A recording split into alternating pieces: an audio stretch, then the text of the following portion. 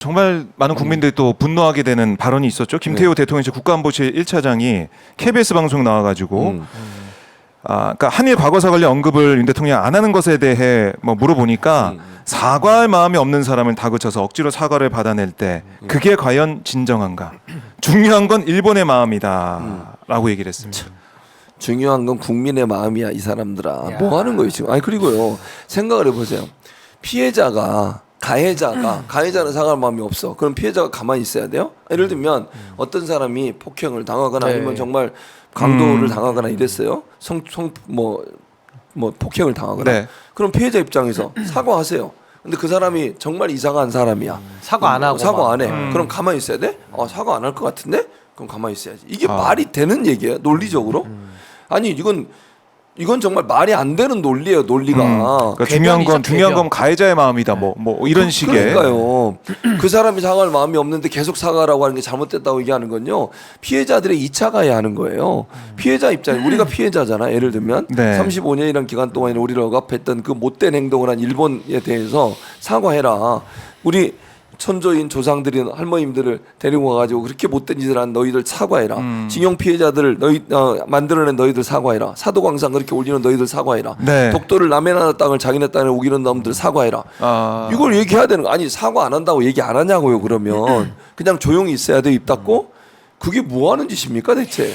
그러니까 일본을 너무 아낀다고 해야 되나? 일본에 뭐 대변인 뭐 그런 느낌이 들어가지고. 아니 근데 저는요, 그러니까 피해자성도 마찬가지지만은 김태호 차장 같은 인식을 가지려면 그냥 일본으로 귀화를 하시면 돼요 본인이. 아니 왜 대한민국의 정체성을 흔드냐고요. 그러니까 저는 노무현 대통령이 여기에 대해서는 전 이미 정답을 다 말씀하셨다고 저는 보는데 일본에 대해서 사과 요구해야죠. 사과 요구를 하고 일본이 지금도 야스쿠니 참배하고 계속 그 말로는 자기들은 사과했다라고 하지만 그 이후의 행동들은 계속 과거를 부정하는 듯한 일들을 지금도 하고 있거든요. 독도는 지네 땅이라고 우기고 안 그렇습니까? 역사를 지우고 그러다 보니까 우리나라 이 뉴라이트들이 뭐 일제에다가 우리가 쌀을 보낸 거는 뭐 그건 수출이었다. 뭐 이런 식으로 얘기를 한다거나 아니면 강제징용이나 위안부 피해도 뭐 자발적이었다 이런 얘기를 하잖아요. 그럼 거기에 대해서 우리는 어떻게 해야 되느냐? 사과를 요구하고 사과 안 하잖아요. 네. 그럼 일본의 잘못된 행동들에 대해서는 우리는 계속적으로 지적해야 되는 겁니다. 그래서 국제사회의 여론도 환기시키고 일본에도 내부에 지식인들이 있잖아요. 거기도 뭐 사이비가 있고 진짜가 있겠지만은 일본 여론에 대해서도 우리나라가 할 말을 해야 행동에 대해서 잘못됐다고 얘기를 해야 일본도 변화될 수 있는 겁니다. 그래야지 한일 관계가 건강 하게 맺어지지. 아니 우리가 무슨 바보 호구입니까? 피해를 당해도 피해 당했다는 얘기조차도 못합니까? 게다가 대한민국의 외교 안보를 총괄하는 사람이 그따위 발언을 할 것 같으면요 일본에 가서 귀화를 하라 이겁니다. 왜 대한민국을 갖다 흔들어댑니까? 전 여기에 대해서 국민들이 분노할 수밖에 없고 일본에 대해 사과 요구하는 게 맞고요. 잘못된 행동에 대해서도 우리는 지적을 해야 됩니다. 그걸 안 하니까 윤석열 대통령에 대해서 당연히 비판하는 거고 일본에 대해서 할 말을 못하는 대통령이 뉴라이트 인사들을 25명 뭐 국책 연구기관들에 보내버리니까 국민들 입장에서는 불안한 거죠. 그 문제제기 해야 됩니다. 근데 대통령실에서 해명을 또 내놓은 게 뭐냐면 일본이 수십 차례 사과해서 피로감이 많이 쌓였다. 안 피곤해요 전혀.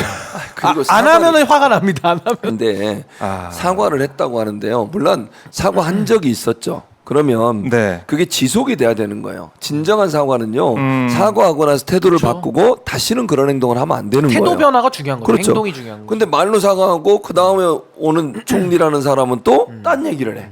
야스쿠니 가서 신사 참배를 해. 독도를 우리 땅을 우겨. 자기들 역사 교과서를 바꿔. 이게 뭔 사과예요? 아니 그러니까 예를 들면 이런 거잖아. 사과해놓고 며칠 지나서 뭐 나는 그냥 또 욕을 하거나 아니면 또 그러면 사과한 게 아니죠. 말장난이지 말장난. 근데 무슨 사과를 여러 번 했다는 얘기를 하는 거예요.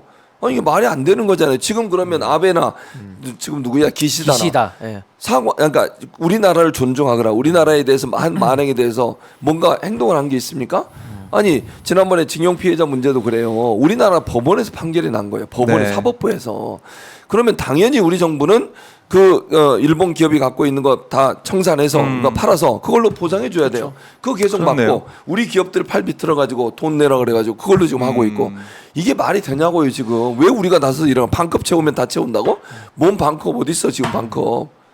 그러니까 사과를 했으면 거기에 걸맞는 행동과 실천을 해야 되는데 그거 안 하면 지적해야 된다니까요. 안 하면 왜 안 하냐. 근데 지적을 안 하니까. 그게 문제죠. 이런 얘기도 대통령실에서 고위 관계자가 한국이 적극적 역할을 펴는 모습을 경외하게 만듦으로써 일본의 마음을 움직일 수 있어야 한다는 취지다. 이거. 뭔 소리예요, 그게? 최근이가 뭘 경이야? 아니 우리가 그러니까 일본으로 이제 귀화하는 게 나을 것 같아. 제가 볼 때는 그냥 귀화하는 건 안 말리니까 본인이 제가 가면 볼 가는 때 거죠. 일본 공경하고 두려워함, 경외. 아니 일본이 우리를 경외하는 게 아니고요. 일본 언론도 안 보이셨어요? 제가 볼 때요. 일본은 우리를 멸시하는 거예요. 그거 더 베껴 먹자는 사람들 그런 나오잖아요, 거야. 일본에 지금. 제가 볼 때는 윤석열 대통령을 완전히 그냥 호구, 글로벌 호구로 보죠 지금. 네. 참. 아무튼 그렇습니다. 이게 이제 김영석 음. 이 독립기념관장 이산 뭐 그 전에 뭐 사도광산 뭐 라인 사태 등등 해가지고 일본 앞에만 서면 우리는 왜 이렇게 작아지고 일본의 마음까지 헤아려질 정도로 일본을 걱정하는 이런 목소리가 왜 우리 대한민국 공직자 입에서 나와야 됐냐. 그러니까 이런 비판은 상당 계속 무게야. 그리고 이어질 것 같아요. 이게요 외교적으로도 너무나도 큰 문제인 게 지금 미국 대선이 있잖아요. 이제 네. 바이든은 출마 안 합니다. 이제 미국은 어쨌든 대통령이 바뀌어요. 그리고 기시다도 불출마했습니다. 네. 일본도 어쨌든 또 정치적 변화가 있을 텐데 우리나라는 그동안 윤석열 대통령이 바이든 기시다 중심으로 외교를 하면서 네. 완전히 모든 걸 다 내줘버리고 올 배팅을 했거든요. 근데 이래놓고서 나중에 뭐 소위 말해 트럼프가 들어오든 누가 들어오든 외교 전략이 바뀌기 시작하면 네. 윤석열 대통령만 머쓱해지는 겁니다. 그래서 모든 피해는 대한민국이 다 떠안게 돼 있거든요. 네. 그 어마어마한 청구서들을 이제 앞으로 어떻게 감당해내느냐가 우리에게는 큰 과제일 텐데 전 윤석열 대통령이니까 그래서 그동안 우리 정부 그 누가 집권하더라도 전략적 모호성이라는 스탠스를 다 취했던 거예요. 근데 그거를 다 포기해버리고 일본 앞으로 했잖아요. 네. 그럼 앞으로 이제 이후 감당, 뒷감당을 어떻게 할 것이냐. 국제정산은 또 변화될 텐데 전 여기에 대해서 윤석열 대통령 보관이 안 보이기 때문에 네. 참 앞으로 대한민국의 미래가 너무 걱정입니다. 진짜. 너무 걱정입니다.